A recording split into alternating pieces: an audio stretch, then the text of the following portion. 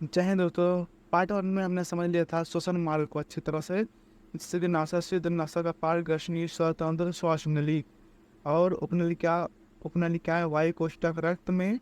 इसके बाद रक्त में क्या पाया था, होमोग्लोबिन ऑक्सीजन को जैसे देते हैं वो हमारे हेमोग्लोबिन ऑक्सीजन को लेकर पूरे बॉडी में पहुंचा देता है। ठीक है, हम लोगों ने इस लंच को अच्छी तरह से समझ लिया था। ये होता है डायफ्राम। ये डायफ्राम का कार्य क्या होता है, ये हमारे लंच क्या करता है, ढकेलता है, जिससे हम लोग अपने सांस को बाहर निकालते हैं। ठीक है, इसका डायफ्राम का कार्य क्या होता है, हमारे फेफड़ों को नीचे से धक्का देना, ढकेलना, ताकि हम अपने सांस को बाहर फेंक सकें।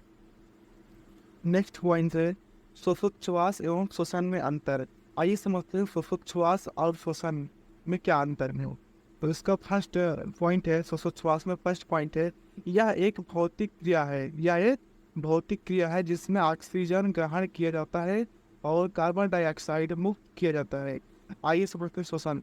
श्वसन का फर्स्ट पॉइंट है, यह एक जैव रासायनिक क्रिया है जिसमें ग्लूकोज का ऑक्सीकरण होता है और उसमें ऊर्जा प्राप्त होती है। देखिए, जब हमें ग्लूकोज का क्या होगा, ऑक्सीकरण होगा, उसके बाद क्या होता है, हमें ऊर्जा प्राप्त होती है। ये होता है श्वसन के अंदर। जब भी श्वसन होगा तो हमें क्या मिलेगा, ऊर्जा मिलेगी। श्वासोच्छ्वास के दौरान क्या करते हैं, सिर्फ श्वासोच्छ्वास का मतलब होता है हम सांसों को अंदर लेते हैं और एक बार छोड़ते हैं। ठीक है, इसका सेकेंड पॉइंट देखते हैं। इसके द्वारा ऊर्जा नहीं मिलती। इसके द्वारा क्या होता है, हमें ऊर्जा नहीं मिलती। ठीक है, बट इसके द्वारा क्या होती है, ऊर्जा हमें मिलती है। श्वसन के द्वारा हमें ऊर्जा मिलती है। इसका थर्ड देखेंगे, यह क्रिया श्वसन अंगों की अनुपस्थिति में होती है। यह क्रिया श्वसन अंगों की अनुपस्थिति में होती है। इसका पॉइंट देखेंगे, यह क्रिया श्वसन अंगों की उपस्थिति में होती है। यह क्रिया जो होती है श्वसन अंगों की उपस्थिति में होती है। फोर पॉइंट देखेंगे, इस क्रिया में एंजाइम की आवश्यकता नहीं होती है। इस क्रिया में एंजाइम की आवश्यकता नहीं होती है, बट इस क्रिया में एंजाइम की आवश्यकता होती है। इस क्रिया में एंजाइम की आवश्यकता होती है। इसका 5 पॉइंट देखेंगे, यह क्रिया कोशिकाओं के बाहर होती है। यह क्रिया जो होती है कोशिकाओं के बाहर होती है। हम लोग जब भी सांस लेते हैं बस फेफड़े में जाता है, फेफड़े से बस बाहर निकल जाता है। ठीक है, इसका क्रिया जो होती है कोशिकाओं के अंदर नहीं होती है, लेकिन यह क्रिया कोशिकाओं के अंदर संपन्न होती है। जो श्वसन की क्रिया होती है यह कोशिकाओं के अंदर संपन्न होती है। ठीक है, यार बेसिक से देख लेते हैं। जैसे कि मानो 1 मिनट में 18 बार सांस लेता है। तो पूछ ले कि अब कि इंसान जो होता है, एक मानव जो होता है, वो 1 मिनट में कितना बार सांस लेता है, तो वो कितना बार लेगा, 18 बार। ठीक है, 1 मिनट में 18 बार सांस लेता है। अगला है, मानव एक बार में 500 ml सांस लेता है। ठीक है, या हम लोग जब भी सामान्यतः जब एक बार सांस लेते हैं तो कितना लेते हैं, 500 ml। ठीक है, कितना लेते हैं, 500 ml। लेकिन हमारे जो टोटल लंग्स कैपेसिटी, मतलब जो हमारे टोटल फेफड़े की कैपेसिटी है, ठीक है, जितना भी कितना टोटल कैपेसिटी कितनी, कितना हम लोग सांस ले सकते हैं एक बार में, कम से कम 6000 ml। टोटल ले सकते हैं 6000 ml, मतलब 6 लीटर, मतलब 6 लीटर। संपूर्ण फेफड़े की क्षमता, इसको एंडिंग लिख रहे हैं, संपूर्ण फेफड़े की क्षमता कितनी होती है, 6 लीटर होती है। कितनी होती है, 6 लीटर होती है। नेक्स्ट क्वेश्चन है परिसंचरण, जिसको कहते हैं परिवहन। परिसंचरण और परिवहन, आइए समझते हैं परिवहन किसे कहते हैं। परिवहन से आशय एक ऐसी जैव प्रक्रिया से है। परिवहन जो होता है एक जैविक प्रक्रिया होती है। परिवहन से आशय एक ऐसी जैव प्रक्रिया से है जिसमें शरीर के एक भाग द्वारा अवशोषित पदार्थों को, ठीक है, अवशोषित पदार्थों को स्थानांतरण दूसरे भागों तक पहुंचाना होता है। इसका जो कार्य होता है, एक भागों से पदार्थों को लेकर दूसरे भागों तक पहुंचाना। ठीक है, इसका मीन्स इंग्लिश में लिखना चाहे तो लिख सकते हैं।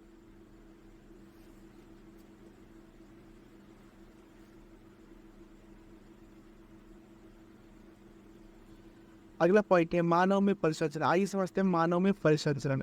ठीक है, तो इसका मीन्स देखिए, मानव तथा उच्च श्रेणी के जंतुओं में, मानव तथा उच्च श्रेणी के जंतुओं में एक पूर्ण विकसित परिसंचरण तंत्र होता है। एक पूर्ण विकसित परिसंचरण तंत्र होता है जो निम्न प्रकार के होते हैं। ठीक है, ये निम्न प्रकार के हैं। देखिए, तो इंग्लिश में लिखना चाहते लिख सकते हैं। पहला है रुधिर, जिसको इंग्लिश में कहते हैं ब्लड। सेकंड है हार्ट। अगला पॉइंट है रुधिर वाहिनियाँ। अगला पॉइंट है लसिका। आइए समझते हैं हम ब्लड किसे कहते हैं। ब्लड यानी रुधिर किसे कहते हैं। यह एक तरल माध्यम है, यह एक तरल माध्यम है जो सारे शरीर में प्रवाहित होकर पदार्थों का परिवहन करता है। ब्लड का कार्य क्या होता है, ब्लड का कार्य क्या होता है, पदार्थों का परिवहन करना। परिवहन का मतलब होता है एक स्थान से पदार्थों को लेकर के दूसरे स्थान तक पहुंचाना होता है। ठीक है, इंग्लिश में लिख लीजिएगा। सेकंड पॉइंट है हार्ट। सेकंड पॉइंट है हार्ट, जिसको कहते हैं हृदय। हिंदी में क्या कहते हैं, हृदय। हृदय हृदय एक प्रकार का पंप है। हृदय क्या है, एक प्रकार का पंप होता है जो रुधिर प्रवाह के लिए आवश्यक दाब उत्पन्न करता है। ठीक है, रुधिर प्रवाह के लिए क्या करता है, आवश्यक दाब उत्पन्न करता है ताकि ब्लड हमारे पूरे शरीर तक पहुंच सके। ठीक है, इसमें इसका मीन्स ये कीजिएगा। अगला पॉइंट है रुधिर वाहिनियाँ। अगला पॉइंट है रुधिर वाहिनियाँ, इसको कहते हैं ब्लड वेसल्स। इंग्लिश में क्या कहते हैं, ब्लड वेसल्स। ऐसी नलिकाएं, ठीक है, क्या होता है, ऐसी नलिकाएं होती है जिनमें होकर, ठीक है, ऐसी नलिकाएं होती है जिनमें से होकर रुधिर एक भाग से, ठीक है, रुधिर जो होता है एक भाग से दूसरे भाग को जाता है। ठीक है, कभी आपने पाइप देखा होगा, पानी का पाइप जो होता है, तो पानी को एक तरफ डालते हैं दूसरे तरफ निकलता है ना, सेम वही नलिका का काम क्या है, बच्चे क्या काम है उसका, ब्लड को एक स्थान मतलब एक स्थान से दूसरे स्थान तक भेजना। ठीक है, इसका इंग्लिश में सीख लीजिएगा। अगला पॉइंट है लिम्फ यानी लसिका। अगला पॉइंट है, चौथा पॉइंट है, जिसका नाम है लिम्फ यानी लसिका। यह एक तरल माध्यम है जो रुधिर वाहिनियों से कोशिकाओं तक पदार्थों का परिवहन करता है। जिसका इंग्लिश में मीन्स लिख लीजिएगा। आइए हम समझते हैं ब्लड को। ठीक है, ब्लड को समझते हैं कि ब्लड की पहचान क्या है, ब्लड किसे कहते हैं, ब्लड के मतलब क्या होता है। आइए हम अच्छे से समझते हैं ब्लड को। ठीक है, ब्लड में क्या क्या, हमारे ब्लड में क्या क्या होता है। ठीक है, ब्लड जो होता है एक क्या होता है, प्राकृतिक कोलाइड। क्या है, प्राकृतिक कोलाइड का जो प्राकृतिक होता है वो कैसा होता है, कोलाइड होता है। ठीक है, इसका सेकंड देखिए, ये क्या होता है, संयोजी ऊतक होता है। ब्लड जो होता है एक प्रकार का क्या है, ऊतक है। क्या है, ऊतक है। ब्लड एक संयोजी ऊतक होता है। इसका जो पीएच मान होता है, इसका पीएच मान जो होता है 7.4 होता है। कितना होता है, 7.4, यानी इसका जो वो टेस्ट होगा जैसे उसमें क्या होता है, क्षारीय होता है, तो क्षार होता है। ठीक है, आगे देखते हैं जो ब्लड का काउंट होता है। ठीक है, मेल में एक मनुष्य के स्वस्थ मेल में क्या होता है, इसका जो ब्लड काउंट होता है वो 5.5 लीटर मतलब 5.5 लीटर होता है। कितना होता है, 5.5 लीटर होता है। और वहीं फीमेल में क्या होता है, केवल 5 लीटर, कितना होता है, 5 लीटर ब्लड होता है। ठीक है, मेल में कितना होता है, 5.5 लीटर, फीमेल में कितना होता है, ओनली 5 लीटर। ठीक है, उन कितना 5 लीटर। आइए समझते हैं इसका निर्माण कहाँ पर होता है। ठीक है, इसके निर्माण को समझते हैं। निर्माण देखिए, जो बच्चा होता है, ठीक है, जो बच्चा होता है जिसका जन्म नहीं हुआ होता है, ठीक है, जो बच्चा होता है जिसका जन्म नहीं हुआ होता है, जो अपने माँ की क्या होता है, गर्भ होता है, जिसको हम क्या बोलते हैं, भ्रूण बोलते हैं। ठीक से क्या बोलते हैं, भ्रूण बोलते हैं। इसका जो ब्लड का निर्माण होता है वो कहाँ पे होता है, लीवर में होता है। कहाँ पे होता है, लीवर में होता है। ठीक है, जब वही बच्चा क्या होता है, वयस्क होता है। ठीक है, क्या होता है, वयस्क होता है, तो उसका जो ब्लड बनता है ना, वहाँ पर होता है बोन मैरो। ठीक है, जिसको हिंदी में कहते हैं अस्थि मज्जा, उसको हिंदी में कहते हैं अस्थि मज्जा। ठीक है, और ये ब्लड तो हमारे पूरे शरीर में क्या कितना ब्लड रहता है, हमारे पूरे शरीर में जो रहता है 5.5 यानी 5 लीटर भी रहता है। ठीक है, तो ये स्टोर कहाँ रहता है। ठीक है, क्या ऐसा नहीं कि पूरे 500 लीटर क्या करते हैं, हमारे पूरे शरीर में दौड़ता रहता है। ठीक है, जो इसका स्टोरेशन का होता है ना, वो स्टोर कहाँ पे रहता है, स्प्लीन यानी प्लिया में रहता है। कहाँ पे रहता है, जो इस ब्लड स्टोर कहाँ पे रहता है, स्प्लीन में यानी प्लिया में रहता है। ठीक है, 200 ग्राम। जो हमारा ब्लड में जो कोलेस्ट्रॉल पाया जाता है वो कितना होता है, 200 ग्राम। ठीक है, डेसीलीटर में। ठीक है, आइए समझते हैं यहाँ पर। देखिए हमारे ब्लड में क्या पाया जाता है, हीमोग्लोबिन पाया जाता है। क्या पाया जाता है, हीमोग्लोबिन। हीमोग्लोबिन जो होता है वो मेल में कितना होता है, 14। ठीक है, कितना होता है, 14 ग्राम होता है। कितना, 14 ग्राम डेसीलीटर। ठीक है, और वही फीमेल में कितना होता है, 13 ग्राम होता है। कितना, 13 ग्राम। देखिए रक्त परिसंचरण की खोज। ठीक है, रक्त परिसंचरण की खोज किसने की थी। ठीक है, रक्त परिसंचरण की खोज जो की थे वो थे विलियम हार्वे ने। ठीक है, विरक्ति परिसंचरण की खोज किसने की थी? तो किए थे विलियम हार्वे ने। ठीक है, किसने किया था? William Harvey. ब्लड का कार्य क्या होता है? ऐसे समझते हैं ब्लड का कार्य क्या होता है? ब्लड का कार्य होता है ताप को नियंत्रण करना। क्या करना? ताप को नियंत्रण करता है। ठीक है, पोषक पदार्थों का परिवहन करता है, गैसों जैसे ऑक्सीजन, कार्बन डाइऑक्साइड का परिवहन करता है। ठीक है, जब हम लोग ऑक्सीजन लेते हैं तो हमें पूरे क्या करता है? बॉडी को पहुंचाता है, फिर वो बॉडी में से कार्बन डाइऑक्साइड को खींच खींच के निकाल के क्या करता है? फिर से वो बाहर वातावरण में छोड़ देता है। ठीक है, और अगला अगला इसका पॉइंट है उत्सर्जित पदार्थों का परिवहन करना। ठीक है, जो उत्सर्जित पदार्थ होते हैं, ठीक है, उनको भी क्या करता है? अपने ब्लड के साथ साथ उनका भी परिवहन करता रहता है। रक्त परिसंचरण। रक्त परिसंचरण मतलब ये कितने प्रकार के होते हैं? ठीक है, रक्त परिसंचरण ठीक है, रक्त परिसंचरण तंत्र 3 प्रकार के होते हैं। ठीक है, रक्त परिसंचरण तंत्र कितने प्रकार होते हैं? 3 प्रकार के होते हैं। आइए समझते हैं कौन कौन से होते हैं। तो इसका फर्स्ट पॉइंट है ओपन ब्लड सर्कुलेटरी सिस्टम। ठीक है, खुला रक्त परिसंचरण तंत्र। जो इसका पहला पॉइंट है खुला रक्त परिसंचरण तंत्र होता है। ठीक है, और सेकंड पॉइंट क्या है? क्लोज ब्लड सर्कुलेटरी सिस्टम, यानी बंद रक्त परिसंचरण तंत्र। ठीक है, और तीसरा है मिक्स। ठीक है, क्या है? मिक्स ब्लड सर्कुलेटरी सिस्टम मतलब होता है, ठीक है, मिक्स क्या होता है? दोनों मिक्स होते हैं, खुला और बंद दोनों रहेगा। ठीक है, उसको क्या कहते हैं? Mix blood circulatory system. आइए समझते हैं ओपन ब्लड सर्कुलेटरी सिस्टम मतलब खुला रक्त परिसंचरण को समझते हैं। इसका फर्स्ट पॉइंट समझते हैं ओपन ब्लड सर्कुलेटरी सिस्टम को। ठीक है, ऐसे जीव जिनमें रक्त बिना किसी दाब के पूरे शरीर में प्रवाहित होता है। ठीक है, ऐसे जीव जिनमें रक्त बिना किसी दाब के पूरे शरीर में प्रवाहित होता है खुला रक्त परिसंचरण तंत्र कहलाता है। ठीक है, क्या कहलाता है? वो खुला रक्त परिसंचरण तंत्र कहलाता है। जैसे त्रिचट्टा, आर्थ्रोपोडा, घोंघा, मोलस्का। ठीक है, क्या होते हैं? त्रिचट्टा, आर्थ्रोपोडा, घोंघा, मोलस्का। ठीक है, इसका अगर इंग्लिश में मीन्स लिखना चाहे तो लिख सकते हैं। सेकंड को देखते हैं, सेकंड समझते हैं क्लोज ब्लड सर्कुलेटरी सिस्टम को। ठीक है, सेकंड वाला समझते हैं क्लोज ब्लड सर्कुलेटरी सिस्टम। ऐसे जीव, ठीक है, ऐसे जीव जिनमें रक्त नली के माध्यम से एक निश्चित दाब से पूरे, ठीक है, एक निश्चित दाब से पूरे शरीर में बहता है बंद रक्त परिसंचरण तंत्र कहलाता है। ठीक है, जैसे मानव, स्तनधारी, केचुआ, एरेनिडा। इसका इंग्लिश में मीन्स लिखना चाहे तो लिख सकते हैं आप सही।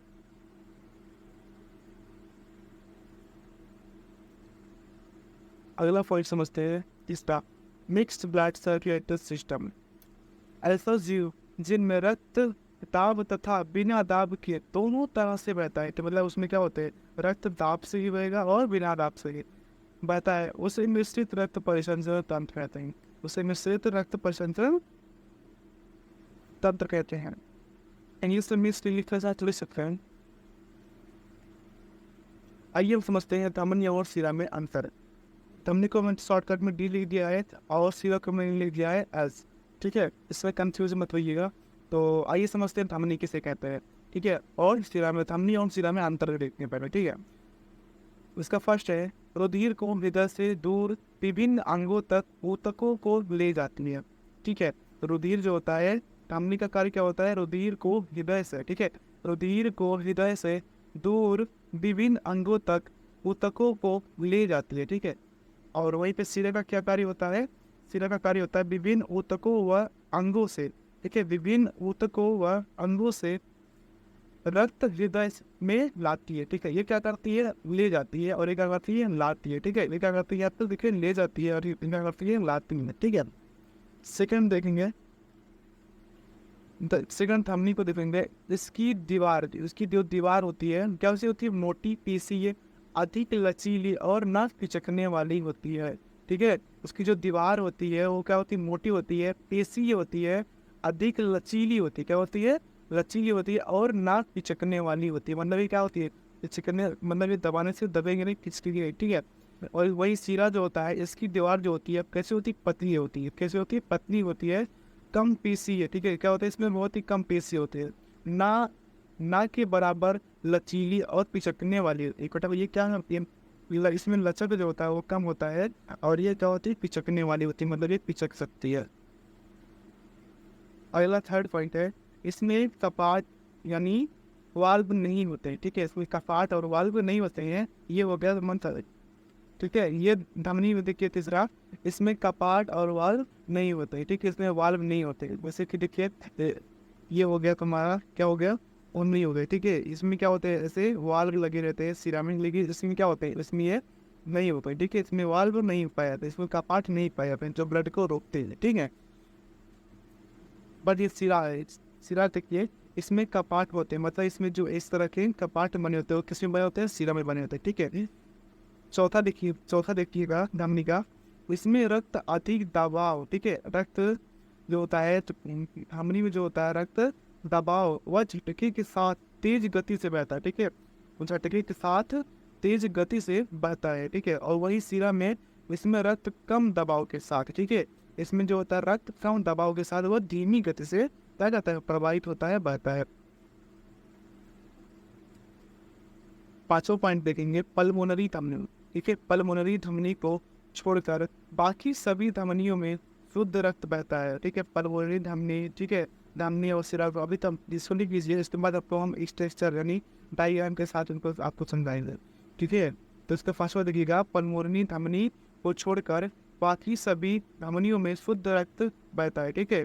पल्मोनरी धमनी को छोड़कर बाकी सभी धमनियों में शुद्ध रक्त बहता है।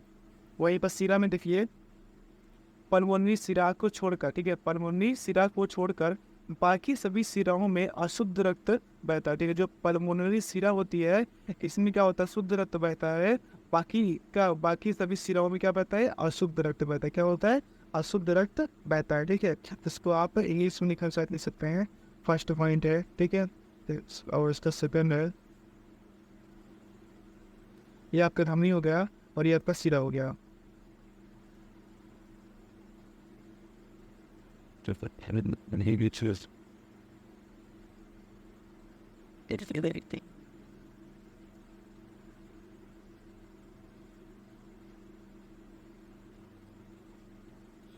आज हम समझते हैं धमनी और सिरा थोड़ा सा शॉर्ट फॉर्म में, ठीक है। धमनी में समझते हैं, धमनी में जो ब्लड होता है वो हार्ट से सीधा बॉडी में जाता है, ठीक है।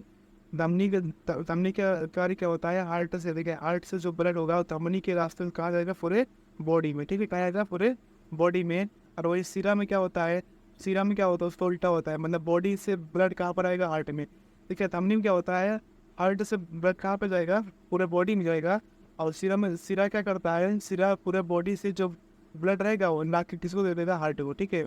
धमनी का कार्य क्या होता है, हार्ट से ब्लड को क्या करना, पूरे बॉडी तक पहुंचाना। और वहीं पर सिरे का कार्य होता है पूरे बॉडी का ब्लड हार्ट तक पहुंचाना, ठीक है। तो क्या करता है, पंप करता है ब्लड को, क्या करता है, ब्लड को जब क्या करता है, पंप करता है।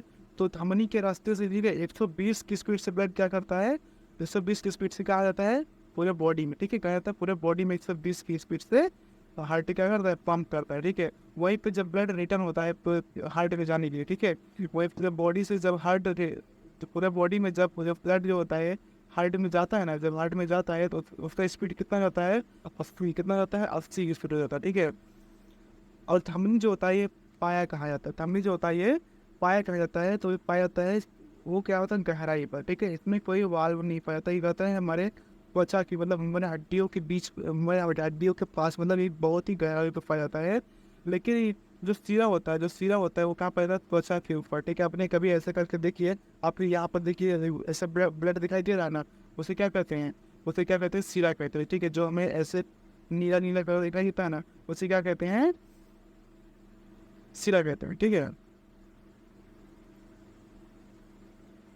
धमनी होता है, ठीक है, जब धमनी कैसा होता है, वो मोटा होता है, ठीक है। इसका जो रंग होता है वो लाल होता है, ठीक है। धमनी जो होती है वो बहुत ही मोटी होती है और मतलब वो लचीली नहीं होती, ठीक है। अभी मैंने आगे बताया आपको। तो इसका जो कलर होता है, जो रंग होता है वो कैसा होता है, लाल होता है, ठीक है। बट वही पर सिरा जो होता है वो पतला होता है, जो इसका रंग होता है नीला होता है, ठीक है। जो आप अपनी आंखों से देख सकते हैं अपने हाथ पर, ठीक है। शुद्ध रक्त, ठीक है, शुद्ध रक्त ऑक्सीजन युक्त, जो हमारे धमनी में, जो हमारे दो धमनी होती है, जो इसमें ब्लड, जो धमनी में जो हमारा ब्लड बहता है ना, उसमें क्या होता है, शुद्ध रक्त होता है, इसमें उसमें ऑक्सीजन मिला जाता है, ऑक्सीजन युक्त होता है, ठीक है। वहीं पर जो सिरा में ब्लड बहता है, ठीक है, वो कैसे होता है, अशुद्ध होता है, उसमें कार्बन डाइऑक्साइड मिली होती है, जैसे होती है कार्बन डाइऑक्साइड मिलती है। आइए समझते हैं हम कि ब्लड जिन नलिकाओं से बहता है उसमें वाल्व कैसे होता है, ठीक है। ठीक है। ये हो गया हमारा, ठीक है, ये क्या हो गया हमारा, नलिका हो गई, क्या हो गई, नलिका, ठीक है।